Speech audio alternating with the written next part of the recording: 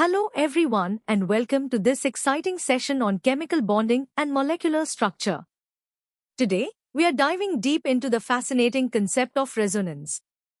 Have you ever wondered why some molecules seem to defy simple Lewis structures? Resonance holds the key. We'll start with the basics, then gradually build up to advanced concepts, preparing you thoroughly for your G-main exam. Let's begin this journey through the world of delocalized electrons. Ready to uncover the secret behind molecules that can't be drawn with just one structure? Let's explore the fundamentals of resonance.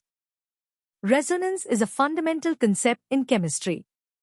It arises when a single Lewis structure isn't enough to accurately represent a molecule's true electron distribution. Instead, we use a combination of several contributing structures, also known as canonical forms, to describe the molecule. Imagine a molecule like ozone or the carbonate ion. Their actual structures are an average, a hybrid, of these contributing forms.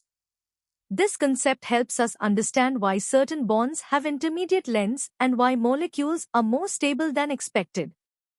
So, what are these resonance structures and the resonance hybrid? Resonance structures are purely imaginary representations. They differ only in the placement of pi electrons or lone pairs, not in the positions of the atoms themselves. We connect them with a double-headed arrow to show they are interconvertible. The resonance hybrid, however, is the real molecule. It's a weighted average of all these contributing structures. This hybrid is always more stable and has lower energy than any single canonical form.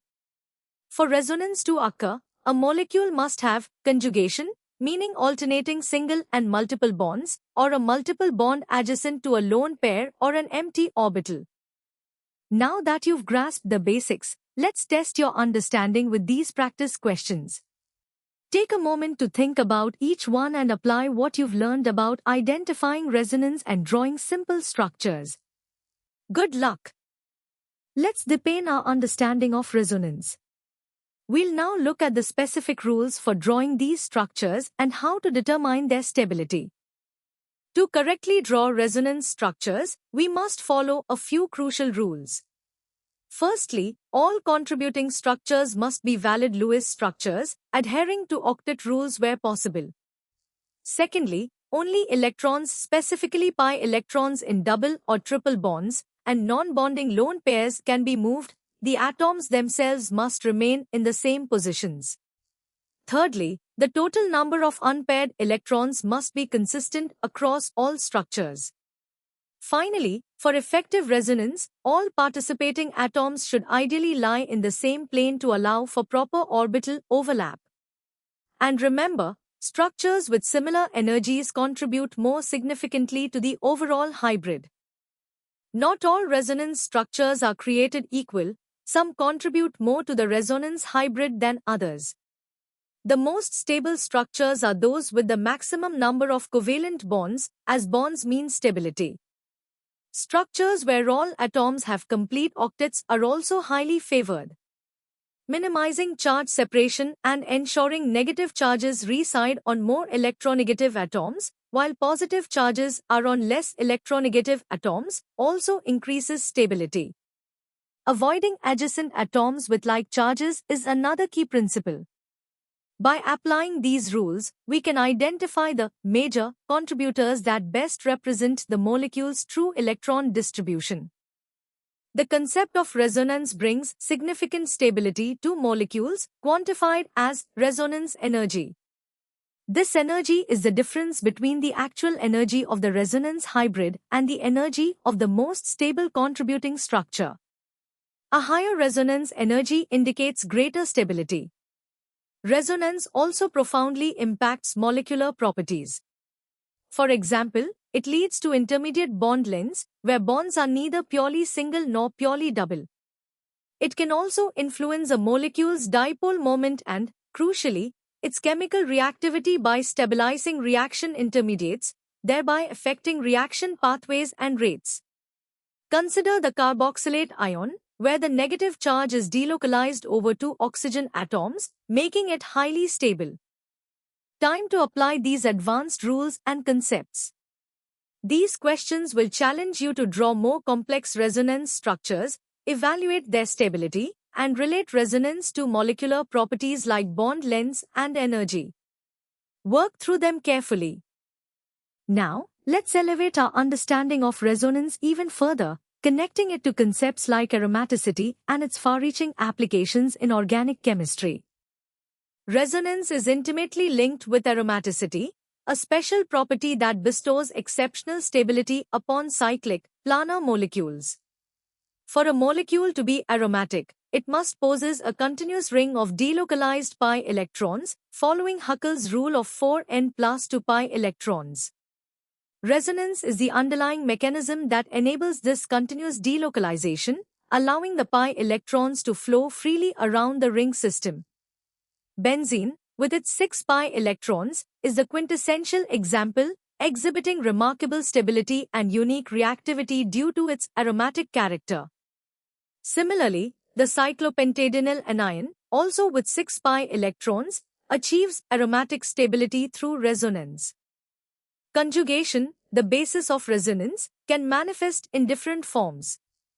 Linear conjugation, seen in molecules like 1,3-butadiene, involves a continuous chain of alternating single and double bonds. Cross-conjugation, however, is a more complex arrangement where one double bond is conjugated to two other double bonds, but these two are not directly conjugated to each other, like in benzophenone. Generally, cross-conjugation is less effective at stabilizing than linear conjugation. The extent of delocalization, meaning how many atoms participate in the resonance system, directly impacts the resonance energy. More extensive delocalization usually leads to greater stability. And remember, planarity is absolutely vital for effective p-orbital overlap, which is the foundation of resonance. The implications of resonance extend far beyond just bond lengths and stability. It plays a critical role in determining the acidity and basicity of compounds. For instance, resonance stabilization of the conjugate base makes phenols significantly more acidic than simple alcohols. In reaction mechanisms, resonance helps us understand regioselectivity and the stability of various intermediates, guiding us in predicting reaction outcomes. It also explains fractional bond orders, such as the 1.5 bond order in benzene's carbon-carbon bonds, and influences spectroscopic properties like UV-vis absorption, where extended conjugation shifts absorption to longer, visible wavelengths, giving rise to color. These hard-level questions will challenge you to integrate resonance with other key concepts like aromaticity, acidity, and reactivity. You'll need to analyze more complex structures and apply your understanding to predict chemical behavior. Give them your best shot. Welcome to the hardest level. Here, we'll delve into the most intricate aspects of resonance, comparing it with related phenomena, exploring its quantitative side, and seeing its impact in advanced chemical and biological systems. Get ready for a deep dive. While resonance describes the delocalization of pi electrons or lone pairs through p-orbital overlap, it's important to distinguish it from hyperconjugation. Hyperconjugation involves the delocalization of sigma electrons, typically from CH or C to C bonds, into an adjacent empty p-orbital or a pi system. It's sometimes called no-bond resonance due to the apparent absence of a bond in some contributing structures. Although both contribute to stability, resonance is generally a more potent stabilizing force. For example, carbocation stability, which increases from primary to secondary to tertiary, is explained by both, but resonance takes precedence when present, offering greater stabilization. From a molecular orbital theory perspective, resonance isn't just a convenient way to draw structures, it's a representation of the inherent electron delocalization in real molecules. In conjugated systems, atomic p-orbitals overlap laterally to form extended pi molecular orbitals that span multiple atoms. The electrons are no longer confined to specific bonds but are delocalized over this entire pi system. This delocalization leads to a significant lowering of the molecule's overall electronic energy, which is the fundamental reason behind resonance stabilization. For instance, in 1,3-butadiene, the 4p orbitals combine to form 4 new pi molecular orbitals, with the electrons occupying the lower energy bonding orbitals, resulting in enhanced stability. We can quantify the effects of resonance using concepts like resonance bond order, calculated by averaging the number of bonds between two atoms across all contributing structures. For example, the C-to-C bond order in benzene is 1.5. Formal charges in resonance structures also help us understand the average charge distribution in the hybrid. Resonance is also crucial in understanding heteroaromatic compounds, which are cyclic aromatic rings containing atoms other than carbon, like nitrogen, oxygen, or sulfur.